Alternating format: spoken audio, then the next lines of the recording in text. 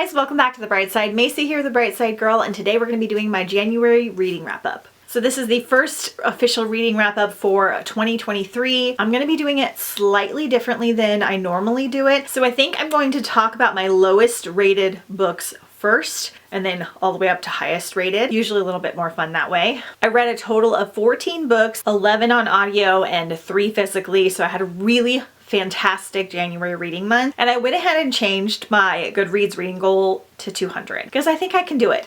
I've started off the month great.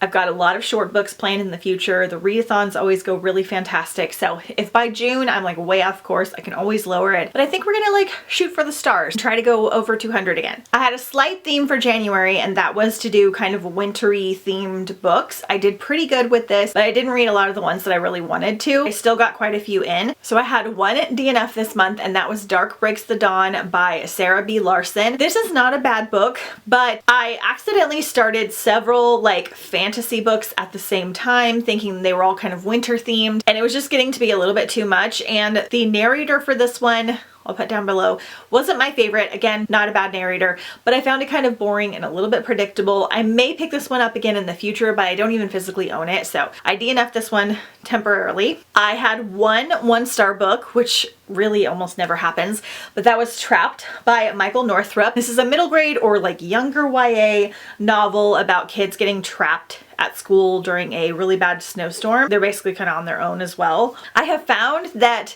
middle grade books with male protagonists by male authors set like about a decade ago have not been my favorite. I've noticed that I've read several of them and they have not turned out very well. That could just be a coincidence. They're definitely extremely dated, and the last couple that I have read have had like weird commentary about like the girls in the high school. I think they're trying to kind of relate to teenage boys, but like at one point in this book they talked about how like the boys couldn't even walk properly down the hallway because they were basically too excited about like all the girls around them.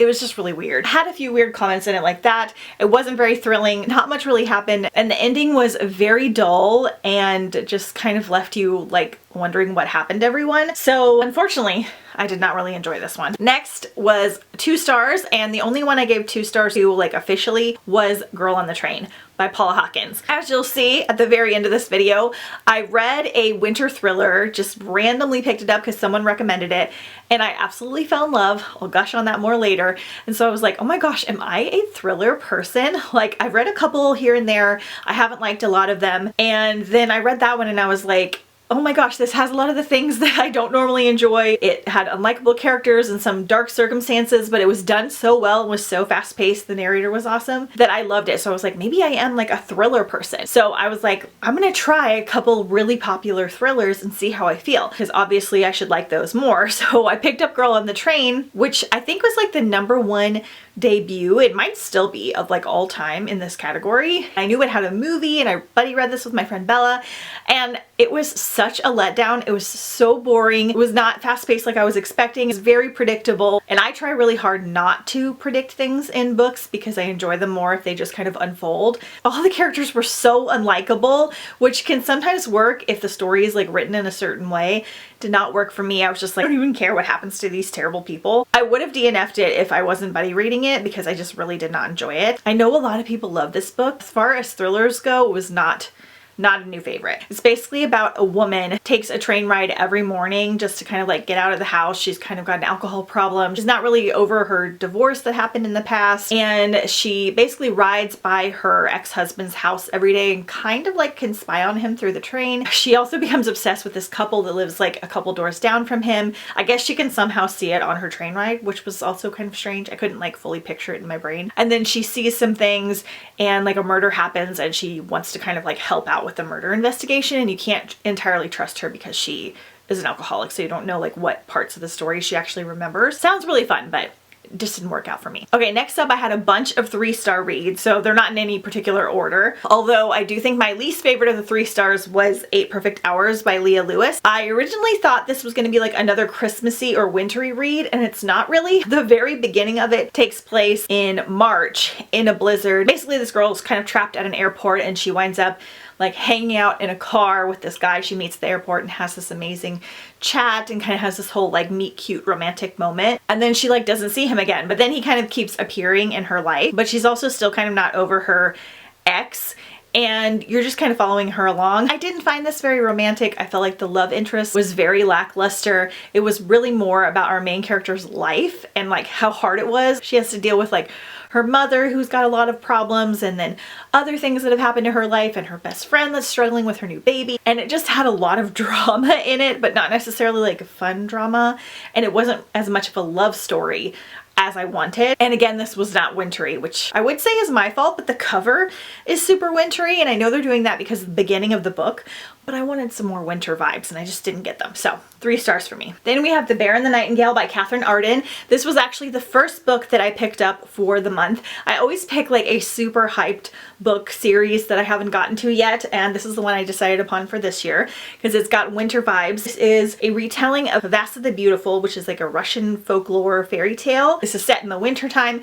This does have all of the cozy wintry vibes in a fantasy setting. I don't know how to fully describe this. Like, you're following this family. You're in the Russian wilderness. You're following Vasilia. Her mother dies and like her dad goes to Moscow to like find a new wife. So it's kind of got like a Cinderella vibe. Vasa and the Beautiful and Cinderella, I believe, are close in fairy tale vibes. Like, there's differences, but they're somewhat close. This family has all of these rituals to kind of keep spirits out of their home. They do all these certain things, and then crops start to fail and things start to go wrong, and basically it's just like a whole fantasy world. It is very, very slow, very detailed. This is an adult read. It didn't fully work for me. I just found it very, very slow, and it took me a really long time to finish this one. I did it on audio. I actually did enjoy the narrator, but it is so descriptive, and I know this is gonna go one way or the other for most people. I have so many friends that gave it 5 stars, and I have a lot of friends that also DNF'd it. It has a lot of cool things in it that have to do with like little demon creatures and things, but it also has a lot to do with religion.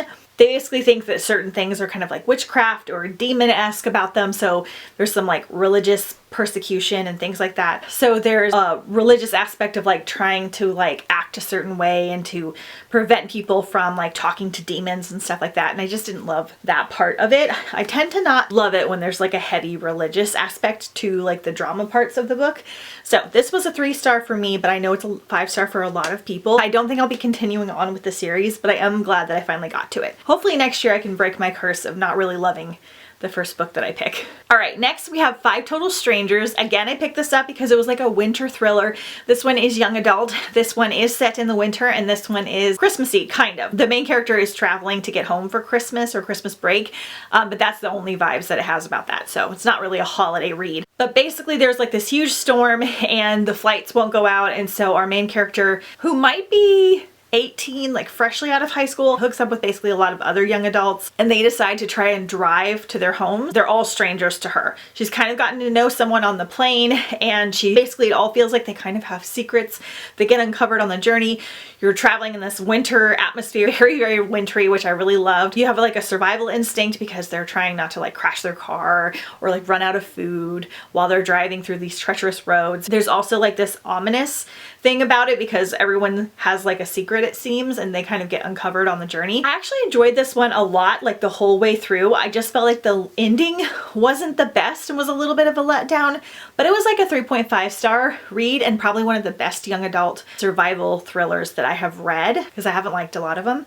So if you want some good wintry vibes, definitely check this one out. Then I physically read the Enchanted Sonata. This is a leftover from December. I got like halfway through it and I just didn't finish it. So this is actually a Nutcracker retelling by Heather Dixon Walwork, and I really enjoy Heather Dixon's Entwined and Illusionarium books. So I was very excited to find out that she had a Nutcracker retelling, young adult themed. This is probably the best Nutcracker retelling that I have read. I really like Toymaker's Apprentice as well, and I'll do a full video on this coming Christmas, but it's very detailed and a little bit slow, and the romance part I felt like was kind of strange and had like more of a middle grade vibe to it. I don't really like books that have a lot of like spicy, steamy scenes in them, so it wasn't that. It was just like the way that they talked about each other and to each other was very much like, well, I don't think he likes me. And I don't know, it just had a very, very young vibe about it. So I didn't love that, but it was very, very like whimsical, and the world was really cool. It also has like a slight Pied Piper retelling aspect to it. And I really just like Heather Dixon Walwork's writing in general. So this was like a 3.5. Then I read Dead and Gondola by Anne Claire. This is a young adult murder mystery. So not a thriller, but it was wintry, set in like the Swiss Alps, I believe. This is set at like a ski resort, and there is a murder, and our main character also like works at this bookshop, and her and like her grandmother and her friend are trying to uncover the mystery of this murder. They're really big Agatha Christie fans. This one has very good winter vibes. It has very good cozy vibes. It's got all the bookshop vibes that I really enjoyed. However, again, it felt kind of slow to me. The mystery reveal wasn't that satisfying, and I felt like there were too many people trying to uncover the mystery. There were like 4 people trying to solve the mystery, so there was a lot of detectives.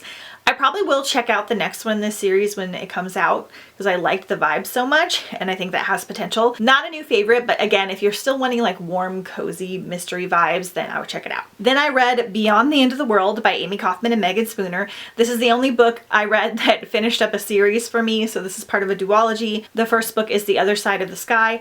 I really love Amy Kaufman and Megan Spooner. I've read a bunch of their books now, mostly all sci-fi themed. This one is definitely sci-fi, but not necessarily spacey. You're following 2 different people from like different worlds. There's like the down below, which is like kind of like Earth, and then there's like above the sky. And basically one is like really technologically advanced in the future, and then the other is kind of old school and believes in like magic and healings and goddesses. And the 2 characters from each world, is a boy and a girl, meet up, and they kind of have to share cultures and figure out how to like solve things in the whole world in general together. I'm doing a bad job describing this. As you can tell, this is a very detailed duology, almost too much, and I felt like it did take itself a little bit too seriously. I do really like the narrators for this, and I liked the whole concept, and I felt like it had the potential to be like a 5-star for me, but it was so detailed, and there was so much happening that I felt like it probably would have done better as a series. Definitely one worth checking out, but probably only like a 3.5 for me. Then I read The Hunting Party by Lucy Foley. Again,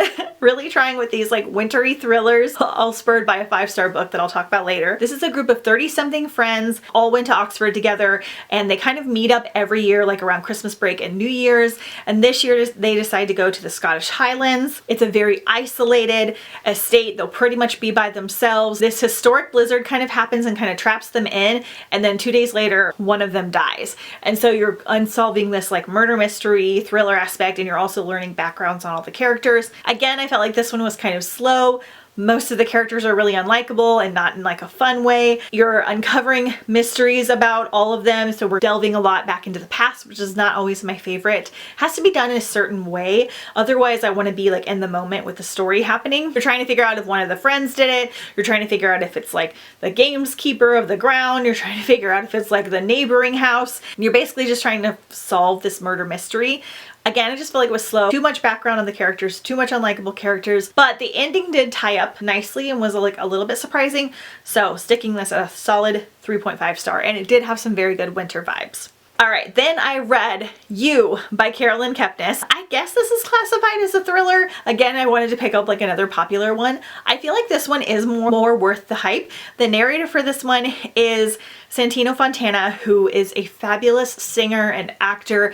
I know him best from Crazy Ex-Girlfriend. He's fabulous in there. Also the voice of Hans from Frozen. Love him. He is a fabulous narrator. And you're basically following this stalker as he meets this girl at the bookshop that he works at, and he becomes like obsessed with her and stalks her, and you're learning it like as you go along. The story is told in a very unique way. So he's like, when you walk in, you do this, and you're playing games with me, and you're thinking this way. It sounds like he's talking to like you directly, and I really liked that aspect of the storytelling format. This one's very disturbing and has a ton of trigger warnings. Pretty much all the thrillers are going to have trigger warnings, not the cozy mysteries, but the thrillers. So definitely go in with caution for a lot of them. But this one in particular, it's just very mentally disturbing, and I really just didn't know how to rate it. So I gave it a 3.5 because I was enraptured the entire time and I had to know what happened. But then the ending was not what I expected, and not like, I feel like I had made up a story about what actually happens in my mind before I had read it, because I knew there was a show and stuff like that. You do kind of wind up kind of liking the stalker because he's the least unlikable character in the entire book. He's not great. He does terrible things, obviously, but you like almost can justify it in your head. So it does kind of a weird mental mind trip. So I did like enjoy the journey for the most part. It has some kind of like grosser things in here that I didn't really love, but I am glad that I got to it. I was going to watch the TV show, but the first episode didn't really like intrigue me that much. So 3.5 star, and you've been warned. Okay, then next up is 4 stars. One of the last books I read was The Energy Bus by John Gordon. This is my first nonfiction book of the year. This is a very quick 4-hour audio. Really enjoyed the narrator, and it's basically like a fable about positivity. It's a nonfiction book, but you're getting a fiction story in here, following a man who's like really down on his luck, and he joins this bus called the Energy Bus with this really captivating woman that's driving it, and she teaches him all about energy and how it affects everything around you and how you can change your whole life. For those of you that are really into like law of attraction and positive energy and just changing your life, this is a really good one to start with. It wasn't like my favorite ever, but it was a nice kind of like refresher and little booster to start off the new year. So I gave it 4 stars, but I don't usually like fully great nonfiction books. Then I physically read Space Boy. This is by Stephen McCraney. This is number 13 in the series. I've been waiting for this one to come in from the library for forever. I started this graphic novel series last year for Galaxy-a-thon, and I binged like all of them. I love it so much. This one only got a 4 star for me because it wasn't quite as good as the others. They come out with like 2 of these a year. Highly recommend. I talk about them a lot in past videos, so I won't go too in depth, but I'll link some videos where I talk about it down below in the comments. But I'm glad I finally got to this one. And then lastly, we're going to talk about the 5-star reads, and I had 2 5-star reads, which is so exciting considering that in 2021 I only read 3 5-star reads total. We're already starting off this year with a bang. Last year was better, but 2021 kind of like scared me a little bit. So I physically read The Hearts We Sold by Emily Lloyd Jones, who is the author of The Bone Houses, which is one of my favorite books ever. So now I'm fully an Emily Lloyd Jones fan. This is such a strange, unusual, wonderful book. The first sentence of this book really hooks you in. It says, "A demon was knitting outside the hospital." That's all I needed to know. In this world, demons have come and just presented themselves, and they've just become a part of society. They're basically like, we're not here to hurt you, so you don't have to fear us, but we are here to like offer you something and trade. So they basically will take a body part from you in exchange for like a wish. So they kind of have like a genie aspect. There are rules and there's certain things that they can't do. In this world, people are basically walking around with like out an arm, and you have to wonder if they were like born that way or if they traded it to a demon to get something. And what would they be desperate enough to trade their arm for? And our main character in this one has a really horrible family life that she's trying to escape. She's in like a boarding school type high school, and she lives on campus, and she's really desperate to kind of do well enough that she can, once she graduates, she can have a life on her own and not really have to like go home. And she meets a demon, and he wants to make a deal with her, but he only trades in hearts. And I can't say too much more because uncovering it is so good. It's so much deeper and more fabulous than that. I can't even explain to you all the things that happen. I was just like, oh my gosh, oh my gosh, oh my gosh. So good. And you get such a good visual in your head. We do have some trigger warnings because her home life is like so bad. Like her parents are both alcoholics and her dad's like kind of abusive. And normally I don't love that, but I feel like it serves such a good purpose to really propel the story and to tell you how desperate she was to want to trade with a demon. All of her friends and new characters that you meet are so likable. The ending was incredible. I'm going to be gushing about this one for a long time. So solid 5 stars. And then lastly, I read Rock, Paper, Scissors by Alice Feeney. Again, this was a buddy read with my friend Bella. I'm so glad I read this one before I read some of those other winter thrillers, because I probably wouldn't have read this one. I loved this so much. It had so many things in it that I don't normally like. It's a domestic thriller about a couple that is not doing very well, and they decide to like go to this cabin in the middle of nowhere and kind of revamp their marriage. And as they're going, you're learning about their past. Every year the wife has written like a letter to the husband, and you're getting the background on the marriage as you're getting like the actual story done so well. It's a little bit scary, a little bit creepy. You're not sure if there's something supernatural happening or if they're just mentally getting freaked out. The house is creepy. I think it's like a chapel that they're staying in. I don't remember what area of the world this is in. I think somewhere in England. The narrators for this are absolutely phenomenal. I honestly want to listen to it again knowing what I know. It had so many twists and turns. The big reveal at the end, I feel like it happened several times. I feel like I was like, oh, okay, well, that's the big twist. And then another twist would happen. You'd be like, what? I was freaking out. I loved it so much. The audio made this extra good. I feel like I'm going to read some more Alice Feeney here very, very soon. It was just perfection for me. Definitely still some trigger warnings in here, but you love a good thriller. I feel like I haven't read a lot, so I can't say too much, but this one I feel like is one of the best. Okay, you guys, so those are all the things that I read in January. I had some new favorites, I had some least favorites, I had a wild ride. Hopefully next month will go even better with my little 5-star plan that I have. Let me know if you've read any of these down below in the comments. Let me know what your favorite read of January was. Don't forget to follow me on Instagram at The Bright Side Girl if you haven't already. Don't forget to hit subscribe as well, and I will see you guys next time on The Bright Side.